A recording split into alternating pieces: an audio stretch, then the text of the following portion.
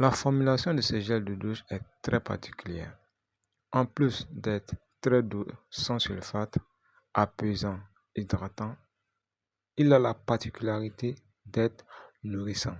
C'est-à-dire, dans sa formulation, nous avons introduit des corps gras, des beurres, des huiles végétales, de la cire qui viendront nourrir la peau en profondeur. Alors, pour sa conception, nous avons pris uniquement des ingrédients naturels, tels que le lait de vache, qui a des propriétés incroyables sur la peau. Le flocon d'avoine, c'est le flocon d'avoine qui va venir apporter ce côté vraiment apaisant, et des huiles végétales. Ici, nous avons pris l'huile de coco extra vierge. Vous pouvez prendre une huile de votre choix.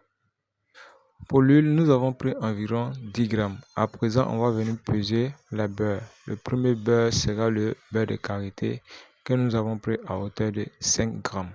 Ensuite vient le beurre de karité, également 5 grammes. À présent, nous allons venir peser notre cire d'abeille. Pour la cire d'abeille, nous allons prendre également à hauteur de 5 grammes. Il va venir renforcer le côté nourrissant de notre gel de douche.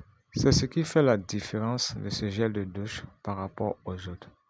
Un apport de corps gras élevé qui peut être vraiment intéressant pour les personnes qui ont la peau sèche. Ici, nous pesons environ 1,5 litre de lait de vache. Le lait de vache a des propriétés incroyables sur la peau. Il est riche en minéraux, en protéines, en vitamines, en acide lactique. Donc, il va venir stimuler la production de la collagène tout en éliminant les cellules mortes de la peau. Dans notre formulation, le lait de vache remplace l'eau. Voilà ce qui fait encore la particularité de ces gels de douche. Si vous n'avez pas de lait de vache, vous pouvez prendre le lait de chèvre. À présent, on va venir peser notre quantité de flocons d'avoine. Le flocon d'avoine va apporter le côté apaisant à ces gels de douche. Il va apporter plus de douceur à la peau. Alors, nous l'avons pris à hauteur de 100 grammes.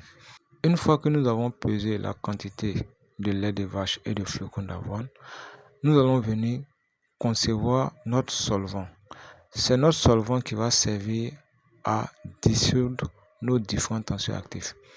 Pour la fabrication du solvant, on renverse les flocons d'avoine dans un mixeur, on ajoute notre lait de vache, on mixe le tout. Voilà, on mixe le tout et après on va venir filtrer. Donc la quantité du flocon d'avoine et la quantité du lait de vache est au choix. Vous pouvez prendre la quantité que vous souhaitez, puisque c'est pour concevoir notre solvant qui va remplacer l'eau. Donc, une fois que vous avez mixé le flocon d'avoine et le lait de vache, vous allez venir filtrer l'ensemble. Voilà. Ici, il faut faire une double filtration pour être sûr qu'il n'y aura pas de résidus, de débris de flocon d'avoine dans notre gel final. C'est très important. Ici, voilà ce qu'on obtient juste après la filtration. On peut appeler ça lait d'avoine.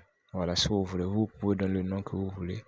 Mais ce solvant va apporter des propriétés incroyables à la peau. Comme toujours, je ne manque pas de vous présenter nos différents livres sur comment maîtriser le processus de fabrication des savons saponifiés à froid. Sans oublier notre prochain livre qui sera disponible bientôt sur le bon dosage et la bonne utilisation des principes actifs éclaircissants en cosmétique. On continue avec notre recette. Ici, on va venir peser nos différents tensioactifs. Le premier tensioactif qu'on va peser est le sodium glutamate, qui est un tensioactif très doux. Nous l'avons pris à hauteur de 10 grammes. Sachez qu'il y a plusieurs types de tensioactifs très doux. Vous pouvez les utiliser en lieu et place de celui-ci. À présent, on va venir ajouter notre bave d'escargot.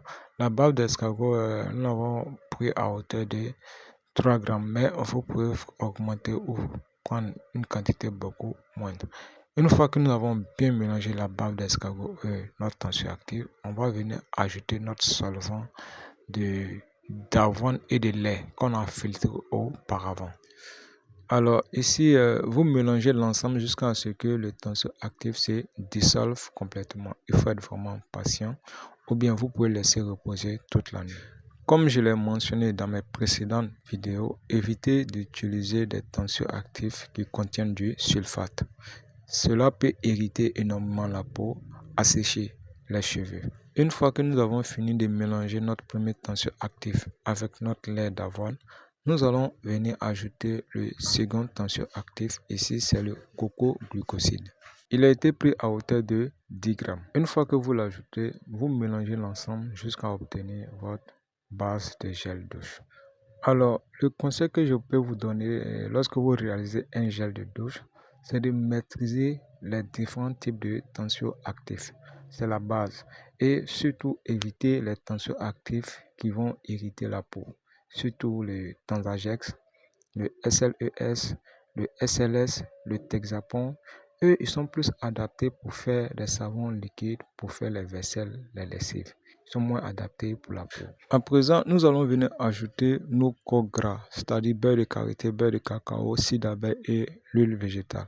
C'est ce qui fait la particularité de ce gel de douche. Contrairement aux autres qui n'ont pas de corps gras, du coup, eux, ils auront moins le côté nourrissant. Par contre, ce gel de douche-là, il va venir nourrir intensement la peau. Il sera donc adapté pour les personnes qui ont la peau sèche, la peau fragile, la peau sensible.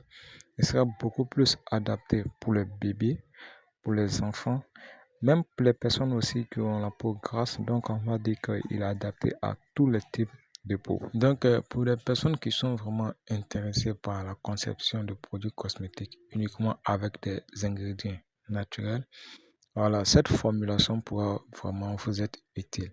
Comme vous le constatez, le gel de douche a une très belle texture.